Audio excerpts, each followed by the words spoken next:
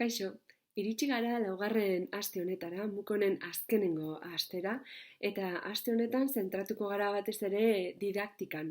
Bai, konpetentzia digitala nola gelaratu eta nola jardun edo landu ikuspegi didaktiko batetik. Gai oso zabala da, baina saiatuko gara pixkat zentratzen. Horretarako 3 puntutan zentratuko gara. Alde batetik, konpetentzia digitalaren didaktika, zer den edo pentsatuko dugu, aztertuko dugu, gure ikuspegia pixkat zentratze aldera. Gero, proposamen didaktiko digitalak zer diren definituko dugu, edo saiatuko gara behintzat, kontuan hartu behar diren aspektuak zeintzuk diren definitzen, eta azkenik egingo duguna da ebaluazioan ere pentsatu, hori ere garrantzitsua delako. Orduan, konpetentzia digitala nola ebaluatzen den edo pentsatuko dugu, bai? Gai oso sakonak dira, esan dugun bezala, orduan saiatuko gara sikera tip edo aholku batzuk ematen, eta gero zuek sakontzeko aukera izango duzue. Lehenengo puntuarekin hasteko, konpetentzia digitalaren didaktika, nik argitu nahiko nuke puntu garrantzitsu bat. Begira, gure ikasleak, berdin da, lehen hezkuntzakoak izan, edo derrigorrezko bigarren hezkuntzakoak izan, edo batxilergo edo unibertsitatekoak izan, ez dira natibo digitalak. Bai, nik uste dut, nire iritzi propioa da, baina, gero eta jende gehiago, eta gero eta aritu gehiago dago, ikuspegi hori duena, eta natibo digitalak ez dira existitzen. Bai, mito bat izan daitekela esan dezakegu, ez? Azken finean, jaio dira, ez? 80 edo 80 hamarkada edo pixkat berandutxeagoko umeak, eta horrak jaio dira teknologia digitalez inguratuta, baina horrek ez du bermatzen teknologia hori erabiltzen dakitenik, edo are gehiago, erabilera kontziente edo erabilera osasuntsu bat egiten dakitenik, ez? Paralelismo bat egin dezagun, beti jartzen dut adibide bera. Gu, eta nik bideoa ikusten ari garen guztiok, ez? Bermatuta dago, kotxe zinguratuta bizi gara eta jaio ginen. Horrek ez digu bermatzen, kotxe batek nola funtzionatzen duen jakitea, ez da kotxe bat gidatzen jakitea ere. Are gehiago, kotxea gidatzeko baimena egin behar dugu, atera behar dugu, eta horretarako jakintza batzuk eskuratu behar ditugu, praktika batzuk egin behar ditugu. Orduan, horretara noa, ez? Kompetentzia digitalaz hitz egiten ari garenean, natibo izatearena nik uste dut alde batera utzi beharko genukela, bai? Orduan, hori denaren gainetik. Gero, kompetentzia hitzari buruz hausnartzen badugu, badakigu, ez, kompetentzia matematikoa, kompetentzia linguistikoa, badakigu kompetentziak egiten ikasten direla, bai? Orduan, kompetentzia digitalaren kasuan ere jakin behar dugu edo kontuan izan behar dugu egiten ikasi behar dela. Eta orduan, gure ikasleekin ere, egiten ikasteko testuinguruak eta estrategiak eta baliabideak eskaini behar ditugu, bai? Eta gero, garrantzitsua da beste azkenengo puntu bat, didaktikari dagokionez oso egokia, mailaketa, bai? Kompetentzia digitalaren markoa ezagutu dugu, ditskon markoa, eta garrantzitsua da azpi kompetentzia guztiak ezagutzea. Baina azpi kompetentzia guztiak maila berean ezin dira maila guztietan garatu, hau da, lehen hezkuntzan azpi kompetentzia batzuk garatuko ditugu maila batean, derrigorrezko bigarren hezkuntzan beste maila batean, eta argiago lehen hezkuntzan ez da berdina lehenengo mailan edo seigarren mailan, edo DBH-en ez da berdina lehenengo mailan edo laugarren mailan, ez? Orduan, mailaketa bat egitea derrigorrezkoa da.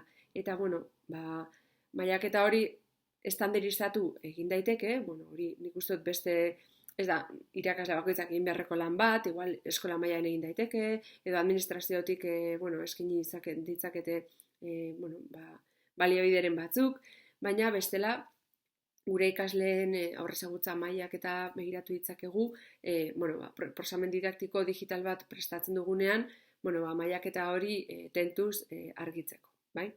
Orduan, didaktikari dagokionez, kompetentzia digitala lantzea gelan, alde batetik pentsatu ez ditugula gure aurrean natibo digitalak, beste alde batetik kompetentzia digitala egiten ikasten dela, beste kompetentziak bezala, eta azkenik mailaketa egoki bat egin beharko genukela, beste gainerako kompetentziekin edo arloekin egiten dugun bezala.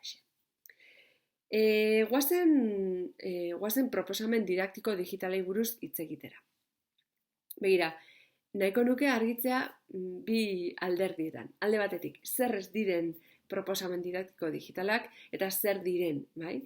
Proposamenez ari garenean izan daitezke unitate didaktiko digitalak, izan daitezke proiektu didaktiko digitalak, izan daitezke, deitu nahi dugun bezala, bai? Proposamen hitza erabili dut pixkat begirada zabaltzeko, bestela unitate didaktiko digitalak batzutan batzuentzat, ez? Igual katiatzeko aitzakia edo ardezak, ez? Norbaitek.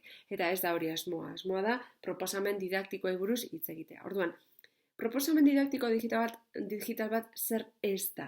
Zer ez da? Begira, ez da tresna digitaletan oinarritutako proposamena. Hau da, tresna digitalak ez dira oinarria, ez? Euskarri digitaletan dauden proposamenak ere ez daukate zertan izan. Hau da,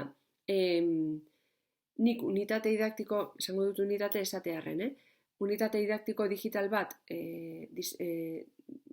unitate didaktiko bat diseinatzen badut, eta hori, Drivera igotzen badut, edo Dropboxera, edo Nextcloudera, edo formatu digital batean jartzen badut, horrek ez du bermatzen proposamen didaktiko digital bat izatea. Bai? Horrek bermatzen duena da formatu digitalean egotea. Bale? Eta azkenengo etan ikuspegi instrumentala indartzen dutenak ez dira. Bai? Orduan, horrek esan nahi du ez direla zentratzen tresna digitalen erabileran. Bai? Ez dira horretan zentratzen. Bale? Orduan, tresnak erabiltzea garrantzitsua da, baina ez da garrantzitsuena proposamen didaktiko digital bat egiten dugunean. Ados? Orduan, argitu dezagun, hobeto esan da. Zer dira orduan proposamen didaktiko digitalak? Kompetentzia digitala lantzeko proposamenak dira. Bai? Orduan, teknologia bai dago hor, teknologiaren erabilera, baina beti ere kompetentzia digitala ezagutu eta ikasi dugun begirada zabal horretatik begiratuta, bai? Ez bakarrik tresnen erabileran oinarrituta. Proposamen hauetan didaktika lehenesten da.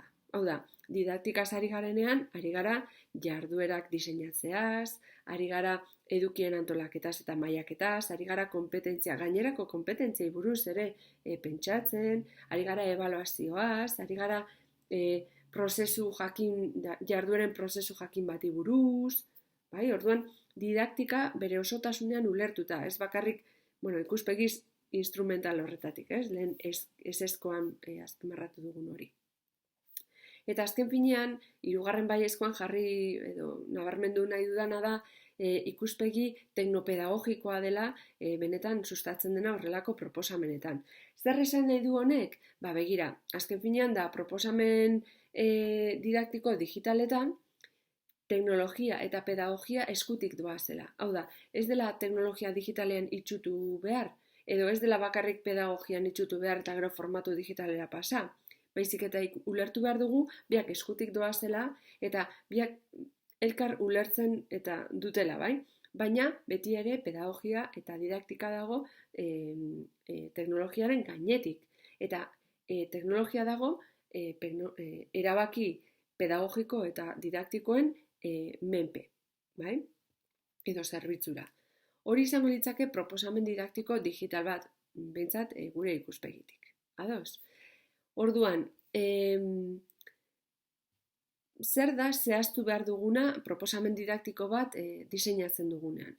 Nik uste dut ezaguna egingo zaizuela, baina pentsatu behar dugu, ze mailetarako egingo dugun proposamen didaktiko digitala. Pentsatu behar ditugu, landuko ditugun kompetentziak eta edukiak. Pentsatuko dugu, kasu honetan, kompetentzia digitalaz, baina begirada zabal horrekin, ditxuko markoaren zer eremu landuko dugun, zer azpi kompetentzia landuko dugun. Bale? Eta orduan konpetentzien barruan, kompetentzia digitala kontuan hartu behar dugu. Zer gehiago, pentsatu behar dugu prozesuan, jarduerak diseinatu behar baditugu edo nunbaitetik hartu behar baditugu, prozesua zein izango den. Hor badago dokumentu bat, baditu bere urtetxoak, nik uste 2015koa dela, berritzegune nagusiak egindakoa, eta unitate didaktikoak diseinatzeko gomendioak ematen ditu. Dokumentu hori oso ondo dago, ze azkenean prozesuari buruz hitz egiten du, eta markatzen du hasierako fase bat egon behar dela, hor ezagutzaketa bermatzeko edo bizkat aktibatzeko, egon behar dela aktibazio fase bat, edo gero garapen fase bat, bai? Garapen fase horretan, jakintza berriak eskuratzeko, eta lanketa berriak egiteko hartzen da denbora, eta gero, hirugarren fase baten, komunikatzeko fasea edo izango litzate, eta hor, ikasitakoa komunikatzen da, eta azkenengo fasea, hori badaukazue erreferentzia sakontzeko, baina azkenengo fasea oso interesgarria da delako orokortze eta transferentzia fasea. Eta orokortze eta transferentzia fasean, ikasitako hori, eremu edo testuinguru jakin batean ikasitako hori transmititu dezakegu beste testuinguru batera. Eta orduan badakigu ikasi dugula, ez? Beste momentu batean, beste leku batean edo beste testuinguru batean aplikatzen dakigulako. Orduan, prozesu hori guztia ere kontuan hartu behar da proposamen didaktiko digital bat diseinatzen dugunean. Beste gauza bat kontuan hartu beharrekoa, ebaluazioa. Ebaluazioan ere fase desberdina daude. Hasierako fasea oso garrantzitsua detektatzeko eta ebaluazio jarraia eraberean ere detektatzen jarraitzeko eta doikuntza batzuk egiteko eta gero amaierako ebaluazioa izan beharko litzatekela ikaskuntzarena, amaierako produktuarena baldin badago eta eraberean prozesuarena ere, aurretik egindakoa pixkat ebaluatzeko. Esan dugu kompetentziak eta edukiak, esan dugu maila, esan dugu kompetentzia digitala, jardueren prozesua edo, ebaluazioa, eta hori guztia martxan jartzeko, zer behar dugu, orduan baliabideak, tresnak behar ditugu, hori ere zehaztu egin beharko ditzateke. Eta hemen dator, tresna digitalen momentua, tresna digitalak aukeratzeko momentua. Eta orduan, hemen ari gara didaktika, jartzen erabaki didaktikoak eta erabaki pedagogikoak erabaki digitalen aurretik. Zertarako pentsatuko dugu, nik erabili nahi dut Genially, adibidez, tresna bat, ez badakigu zer egin behar dugun, edo zer landu behar dugun, edo nola balatuko dugun, edo zein izango den prozesua. Orduan, ez dakit ordena horretan izan beharko litzatekeen erabakien urrenkera, baina oso garrantzitsua, baliabideak eta tresnak amaieran, eta erabaki didaktikoak lehenago. Eta orduan, zertan desberdintzen da proposamen didaktiko digital bat, orain arte diseinatu izan dugun beste proposamen didaktiko ez. Begira, alde batetik, kompetentzia digitalen lanketa modu kontziente batean egiten dugu, Ez dugu, tresna digitalak erabiltzen du, ez, pentsatu behar dugu, ze arlo eta ze azpi kompetentzia landuko ditugun proposamen didaktiko digitalean. Beste alde batetik, kompetentzia digitalaren ebaluaziorako pentsatu behar ditugu estrategiak, tresnak, instrumentuak, ebaluatu beharko dugu, baldin eta diseinuan esan badugu landu behar dugula, Ezin dugu esan, kompetentzia digitala landuko dugu, baina gero ebaluazioan ez da jasotzen. Ez. Ebaluazioan, diseinuan, badakigu beti dena batera joan behar dela. Eta orduan diseinatzen dugunean jardun bat edo kontemplatzen dugunean kompetentzia bat landuko dugula, horretarako ebaluazioa pentsatu behar dugu. Eta biak batera joan behar dira. Eta azkenik, tresna digitalen erabilera pedagogikoa sustatzen da. Zergatik, esan dugunagatik, hartzen ditugulako erabaki didaktiko eta pedagogikoak, eta gero, horren zerbitzura hartzen ditugu tresna digitalei buruzko erabaki teknologikoak. Orduan, ikusten duzu, ez direla asko desberdintasunak, baina badirela, ez? Eta kompetentzia digitalaren ikuspegi, landu dugun ikuspegia beharrezkoa da, horrelako erabakiak hartu ahal izateko eta horrelako diseinuak egin ahal izateko. Bueno, ikusi dugu, kompetentzia digitala didaktika edo nola definituko genukeen, ikusi dugu proposamen didaktiko digital bat zer den, eta orain goazen ebaluazioari buruz pentsatzen. Modu, zertzelada batzuk badira ere. Orduan, zer behar dugu konpetentzia bat baloratzeko edo ebaluatzeko? Modu zabalean ulertuta, Balde batetik ebaluazio irizpideak eta beste alde batetik evidentziak. Orduan, konpetentzia digitalaren kasuan ez da desberdina, bai? Behar ditugu konpetentzia digitalari buruzko ebaluazio irizpideak eta behar ditugu konpetentzia digitala ebaluatzeko, ikasleen konpetentzia digitala ebaluatzeko evidentziak. Orduan, bi horiek zehaztu egin behar ditugu eta ikasleek jakin behar dute, bai? Beraientzat hasieratik ezagunak izan behar dira bi horiek. Eta zer da ebaluatu behar duguna, evidentzia horietan edo ebaluazio irizpide horietan zer da kontuan hartu behar duguna? Kompetentzia guztietan bezala.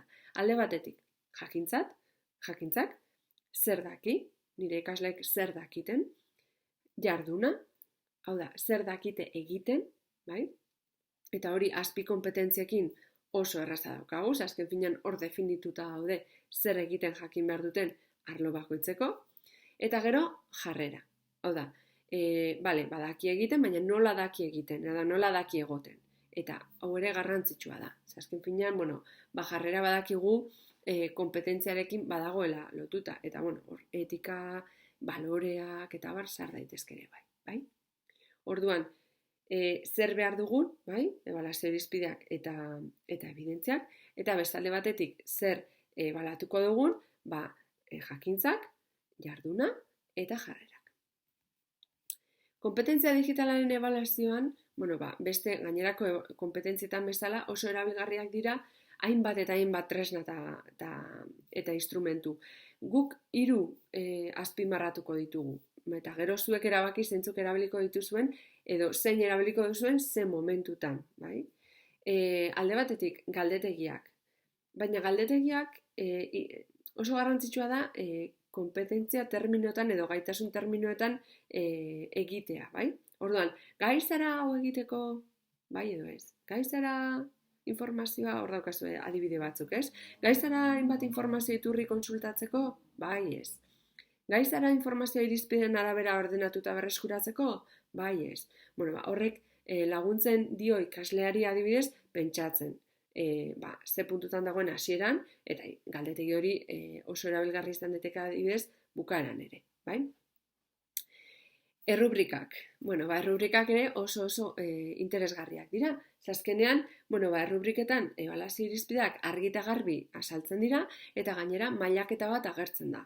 Orduan, ikasleak badaki hasieratik errubrika ematen badiogu, zein dan espero dena, bere gandik espero dena, eta balio dio jakiteko prozesuan aurrera doan heinean, ze mailaketan edo ze garapen mailan doan. Orduan, errubrika erabili daiteke hasieratik ebaluazio irizpideak jakinarazteko, erabili daiteke prozesuan zehar doitzeko edo pixkat hausnartzeko prozesuari buruz eta bukaeran amaierako ebaluazio bat egiteko, bai? Eta beste tresna oso erabilgarri bat izan daiteke kontrol zerrenda edo checklist bat, bai? Orduan, hor joan gaitezke azpi kompetentzia batzuk markatzen edo mailaketa hori markatzen eta ikasleak markatu behar du zertan ikusten duen gai dela edo irakasleak berak erabili dezake gainerako aurreko galdetegi eta errubrikak bezala irakasleak erabili dezake ikasle bakoitzaren checklist edo kontrol zerrenda egiteko eta gero ikasleekin kontrastatzeko eta bai? Orduan, galdetegiak, errubrikak eta kontrol zerrendak ez dira tresna berriak, baina konpetentzia digitalarekin ere oso garrantzitsuak eta oso erabilgarriak izan daitezke.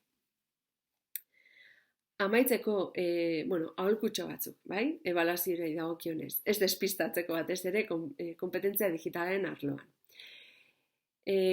Oso garrantzitsua, ez itxutu tresna digitalekin. Askotan gertatzen zaigu, digitala abizena daukagunean, ja, txak, joaten gara tresnetara.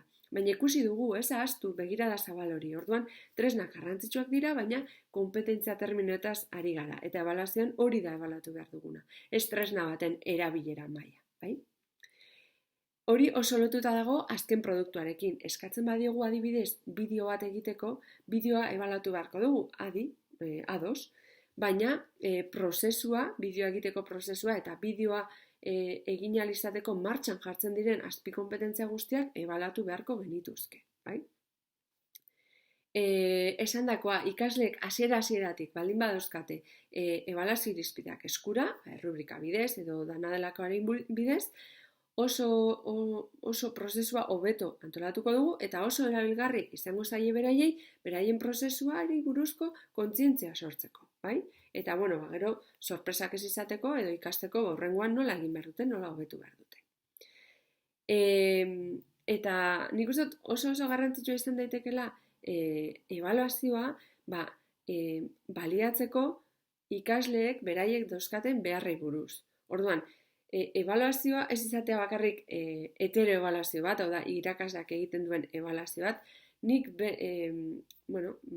bermatuko nuke edo behintzat bultzatuko nuke autoebaluazio bat, eta zergatik ez koebaluazio bat. Azkenean, berdinen arteko ebaluazioa oso erabilgarria izan daiteke. Eta, azken finean irakasleek esaten duguna, igual, kompetentzia digitalari buruz jakintza batzuk dauzkagula interesgarria izan daiteke, baina beraien artean ere, kontzientzia sor dezakete, kompetentzia digitalaren zabaltasunaz, beraiei aukera eskaintzen badiegu, beraien burua edo beraien ikaskideak ebaluatzeko, bai? Ikusten duzue, asko ematen duela gai honek, kompetentzia digitalaren didaktika, proposamen didaktiko digitalak eta kompetentzia digitalaren ebaluazioa, dida baten, nolan, 20 minututxotan lantzeko oso moz gelditzen dira. Baina tira, sikiera sintesi modura ideia batzuk ekarriko ditugu.